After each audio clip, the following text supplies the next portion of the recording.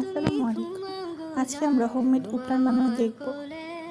ফার্স্টেই 2 টেবিল চামচ পরিমাণ মসুরির ডাল এবং 1 টেবিল চামচ পরিমাণ মুগ ডাল নিয়ে ভালো করে ব্লেন্ড করে নিতে হবে যতক্ষণ পর্যন্ত না সেটা পাউডার ফর্মে চলে আসতেছে।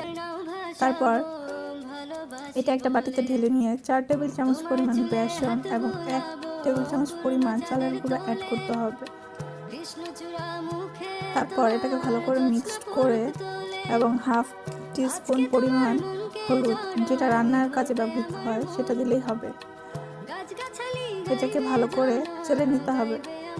সম্পূর্ণ উপকরণ চালা শেষে যেই অবশিষ্ট অংশটা থাকবে ওটা স্ক্রাব হিসাবে ইউজ করা যাবে। অল্প খরচে আমরা ঘরেই তৈরি করতে পারি হোমমেড উপটান। টিউটোরিয়ালটি ভালো লেগে থাকলে সবাই লাইক অ্যান্ড ফলো দিয়ে যাবে। এবার ফেস প্যাকটি অ্যাপ্লাই করে দেখাবো। মধুর সাথে অ্যাপ্লাই করা যায়।